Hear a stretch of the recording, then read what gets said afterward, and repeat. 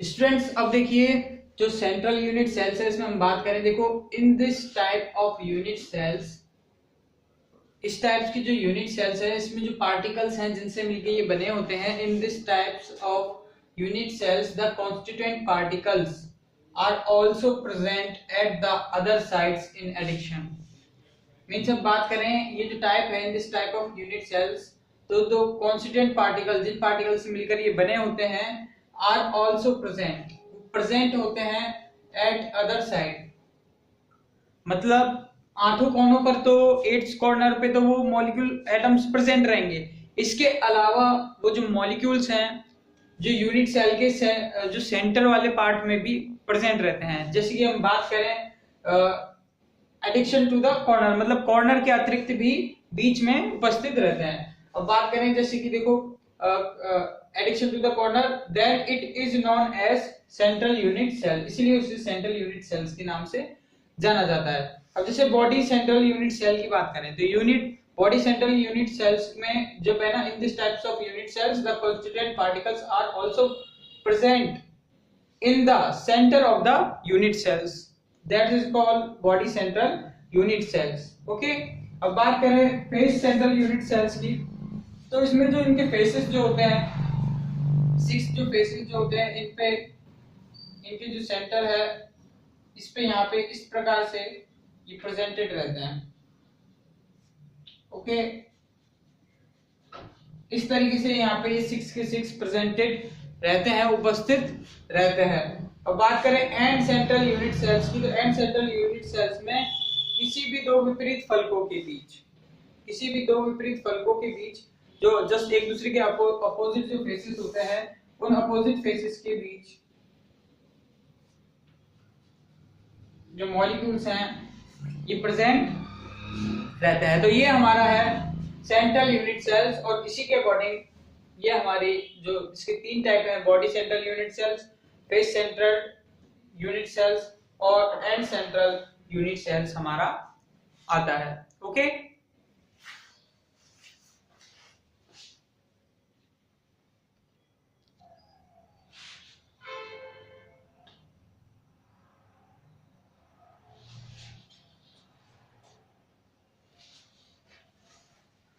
Students देखिए कि किस तरीके से जो हमारे डिवाइडेड किया गया है जो यूनिट सेल्स हैं, इनके जो क्रिस्टल सिस्टम है, क्रिस्टल समुदाय हैं, इनको डिवाइडेड किया गया है। जो ब्रेवे, हमारा जो ब्रेवे से एक साइंटिस्ट था उसने 14 प्रकार के क्रिस्टल जालक बताए थे हमें, तो 14 प्रकार के क्रिस्टल जालकों को हम यहाँ कैलकुलेट करते चलेंगे और ये क्रिस्टल सिस्टम्स हैं।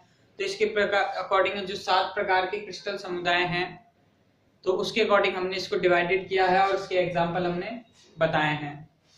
तो अब यहाँ पे देखिए ये जो टेबल है हमको याद रहना जरूरी है बोर्ड के अकॉर्डिंग भी।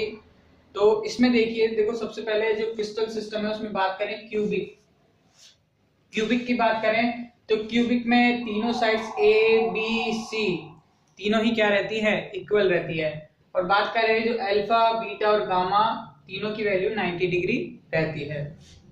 अब बात करें टाइप्स ऑफ यूनिट सेल्स की, तो इसमें प्रिमिटिव बात करें, बॉडी सेंट्रल सेल और जो बात करें फेस सेंट्रल सेल्स, ये 3 सेल्स इसमें प्रेजेंट रहती हैं, 3 टाइप की। जैसे और उनमें नंबर ऑफ ब्रेवे यूनिट सेल्स की बात करें तो नंबर जो ब्रेवे साइंटिस्ट ने बनाया था, तो ब्रेवे यूनिट सेल्स इसमें 3 टाइप्स की होती है। बात करें 3 ओके। और जैसे अपन बात करें एग्जांपल की तो NaCl, KCl, copper, diamond, Ag और जिंक सल्फाइड इसके एग्जांपल हमको देखने को मिलते हैं। फिर उसके बाद हम बात करें जैसे टेट्रागोनल में हम देखें तो जैसे इसमें A, B 2 साइड तो इक्वल रहती है लेकिन तीसरी साइड इक्वल नहीं रहती है, ठीक है। और बात करें जैसे alpha beta gamma equal to 90 degree, alpha beta gamma तीनों की वैल्यू 90 डिग्री होती है इसमें। और बात करें ये प्रिमिटिव और बॉडी सेंट्रल सेल्स इसमें प्रेजेंट होते हैं, प्रिमिटिव और बॉडी सेंट्रल सेल।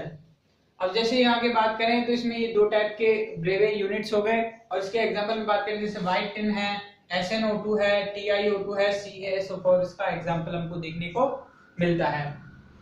फिर बात करते हैं ऑर्थोम्बिक ऑर्थरोम्बिक इसमें क्या होता है, इसमें तीनों साइड्स इक्वल नहीं होती हैं, ए बी सी इसमें ये तीनों ही इक्वल नहीं होती हैं, लेकिन जो पर्टिकुलर सारे एंगल हैं 1 अल्फा बीटा गामा तीनों 90 डिग्री के इसमें होते हैं। अब बात करें जैसे इसमें टाइप्स ऑफ यूनिट सेल्स की, तो प्रिमिटिव, बीसीसी, एफसीसी और एंड सेंट्रल, इसमें ये चारों टाइप्स की जो यूनिट सेल्स हैं वो प्रेजेंट होती हैं। अब इसके एग्जांपल में देखें तो इसके एग्जांपल में आता है रोम्बिक सल्फर KNO3, K2SO4 और BaSO4 इसके एग्जांपल्स में आते हैं। अब बात करें मोनोक्लिनिक में बात करें जिसमें A, B, C तीनों ही इक्वल नहीं होती हैं, A, B और C तीनों ही साइड्स इसमें इक्वल नहीं होती हैं। और बात करें जैसे अल्फा और गामा में बात करें तो ये 90 डिग्री का होता है अल्फा गामा, और बीटा इसमें 90 डिग्री का नहीं होता है। अल्फा गामा 90 डिग्री का होता है, बीटा इसमें 90 डिग्री का नहीं होता।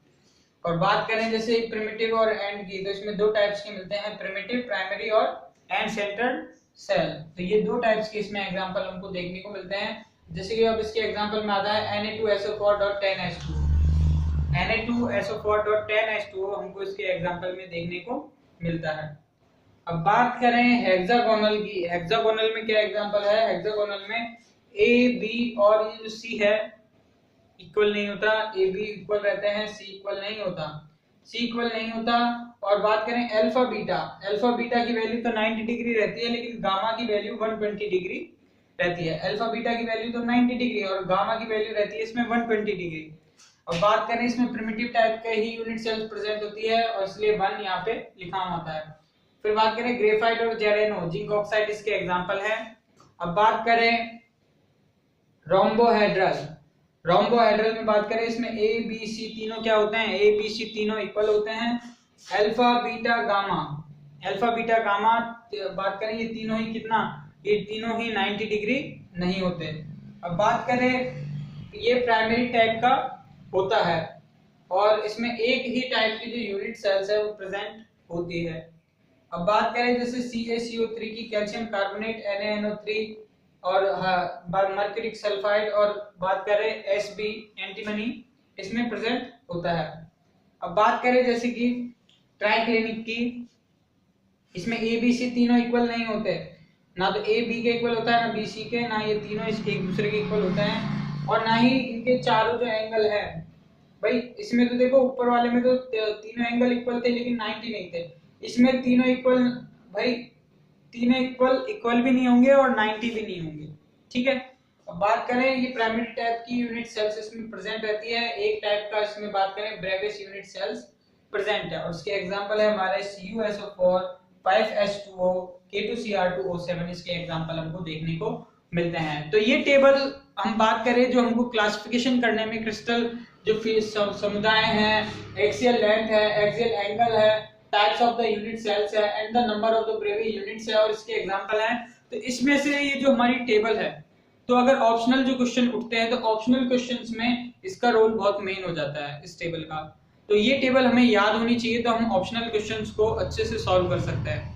तो मैं आपको थोड़ा सा टाइम दे रहा हूँ, आप इसको स्क्रीनशॉट ले लीजिए या फिर आप इसे उतार लीजिए, ओके।